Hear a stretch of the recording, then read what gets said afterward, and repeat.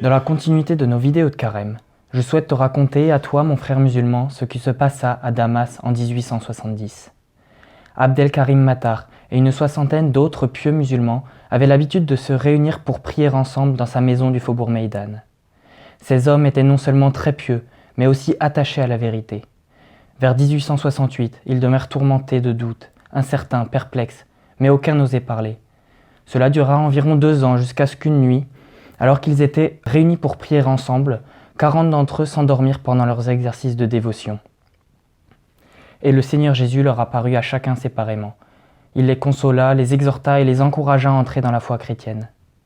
Un autre soir, à nouveau réunis pour prier, le sommeil s'empara encore une fois d'eux, et ils se trouvèrent en songe dans une église chrétienne, et un vieillard passait devant eux en répétant « Que ceux qui ont besoin de la vérité me suivent ». Un jour, un des nouveaux convertis rencontra le vieillard du songe dans un des couvents des Pères de Terre Sainte. Il s'agissait du Père Emmanuel Forner. La discussion s'engagea entre les deux hommes et le néophyte raconta simplement son histoire et celle de ses compagnons. Plus tard, le Père s'entretint personnellement avec chacun des nouveaux convertis et constata que tous avaient fait le même songe. D'abord, le Seigneur Jésus est apparu en disant « Je suis la vérité que tu cherches. Je suis Jésus-Christ, le Fils de Dieu ». Dans une autre occasion, c'est la Sainte Vierge Marie qui est apparue avec l'enfant Jésus dans les bras en répétant 3 fois « Mon Fils Jésus-Christ que vous voyez est la vérité ». Ces paroles corroborent celles que Jésus prononça lorsqu'il était sur terre au milieu de ses disciples. « Moi, je suis le chemin, la vérité et la vie », pouvons-nous lire au chapitre 14, verset 6 de l'Évangile selon saint Jean.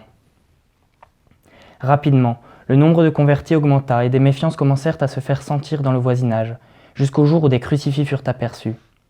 Tout de suite, les autorités locales ont été prévenues et une assemblée générale se tint dans la maison de l'émir Abdelkader. Selon le verset 89 de la sourate 4 du Coran, l'homme qui a apostasié l'islam doit mourir.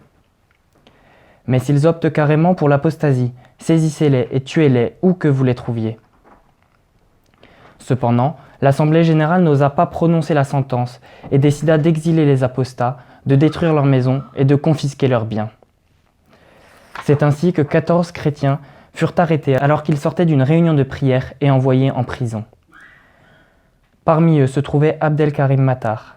Sa famille parvint à le faire sortir de prison en payant la caution et le somma de professer à nouveau sa foi musulmane.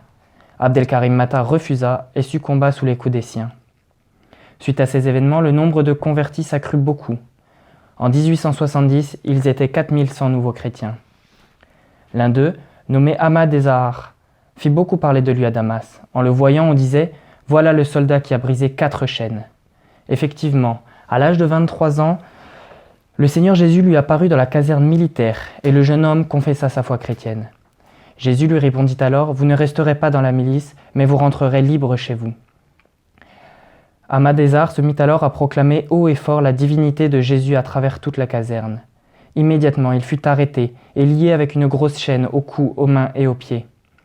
Une fois en prison, sur ordre du Seigneur Jésus, il brise la chaîne. Alors les choses s'accélèrent. Il est à nouveau enchaîné plusieurs fois.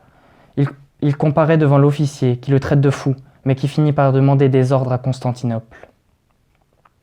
Il doit y être amené. Pendant le voyage, au cours d'une nuit, à Diurat, c'est la Sainte Vierge elle-même qui vient briser les menottes du prisonnier. Ce dernier se rend alors librement à l'autorité, puis au conseil militaire qui fait appeler les médecins. Or, sans qu'on sache pourquoi, le conseil lui donne son congé absolu. Ahmad Ezahar repart donc libre chez lui, accomplissant ainsi la promesse que Jésus-Christ lui avait faite. À travers cette histoire, l'on peut entendre résonner cette autre parole de Jésus. « Si vous demeurez dans ma parole, vous êtes vraiment mes disciples. Et vous connaîtrez la vérité, et la vérité vous libérera. » Saint Jean chapitre 8, versets 31-32. C'est pourquoi, cher frère, je t'invite à rechercher la vérité, à l'aimer et à t'y conformer. Alors seulement tu seras vraiment libre. Jésus miséricordieux, j'ai confiance en vous.